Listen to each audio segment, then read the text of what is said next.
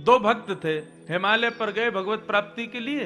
दोनों ने भगवान का खूब भजन किया, तो नारद जी महाराज दोनों को मिलने के लिए आए। पहले भक्त के पास गए तो उसने पूछा कि भगवान मुझे कब मिलेंगे। नारद जी महाराज बोले, तुम्हारे पीछे जो वृक्ष है, इस वृक्ष में जितने पत्ते हैं इनको गिन लो, इतने दिन और लगेंगे, बस फिर भगवान मिल जाएंगे। बड़ा परेशान हुआ, बोले इतने दिन और लगेंगे अभी?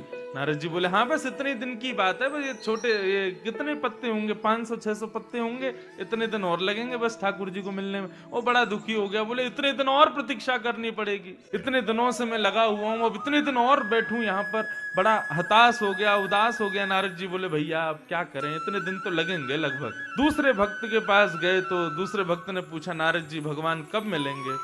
तो नारद जी बोले, तुम्हारे पीछे जो वृक्ष है, इसमें जितने पत्ते हैं इतने वर्ष में भगवान मिलेंगे।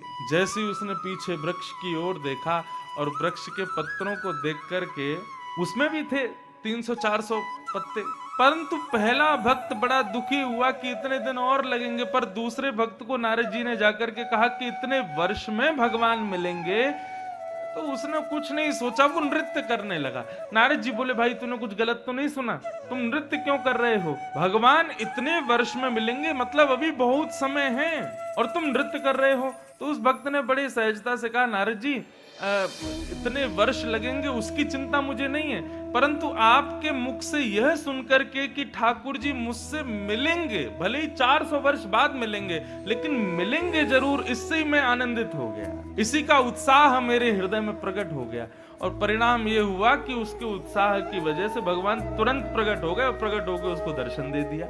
नारद जी महाराज ने भगवान को पकड़ा, बोले, प्रभु एक बात बताओ, आपने ही मुझे कह के भेजा था कि उसको बोलना इतने दिन में मिलूंगा, इसको कहना इतने वर्ष में मिलूंगा, और यहाँ पर मैंने इसको जैसे ही बताया इतने वर्ष में मिलेंगे, आप तुरंत प्रकट हो गए, आप अपने बात के पक्के नहीं हो।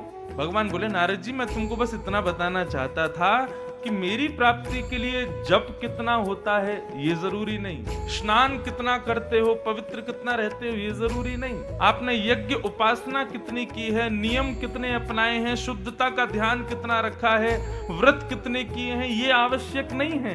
मेरी प्राप्ति के लिए एक ही वस्तु आवश्यक है, और वो है उत्साह। तुम उत्सुक कितने हो, तुम उत्साहित कितने हो? और कर तो रहे हो यज्ञ, लेकिन उत्साह नाम की चीज नहीं है हृदय में। करवा तो रहे हो कथा, लेकिन उत्साह नहीं है। नाम जप तो कर रहे हो, लेकिन केवल काउंटिंग कर रहे हो, उसमें उत्साह नहीं है, तो भगवत प्राप्ति नहीं। मैं तो अपनी कथाओं में कहा करता हूं कि भाई कोई एक ही नियम करो, कोई एक ही नियम करो, लेकिन करो पूर्ण उत्साह के साथ। कोई बहुत ज्यादा नियम करने की जरूरत नहीं। सुबह उठते ही पहले हाथ देखो, फिर चरण, वो जमीन को प्रणाम करो, उसके बाद में जाकर के जो है स्नान करके सूर्य को अर्घ दो, तुलसी जी पे अर्घ दो, फिर उसके बाद अपने ठाकुर जी की सेवा करो, माला पहनाओ, तुलसी अर्चना करो, हवन करो। इतने नियम करने की कोई जरूरत नहीं, एक नियम करो, लेकिन करो पूर्ण उत्साह के साथ।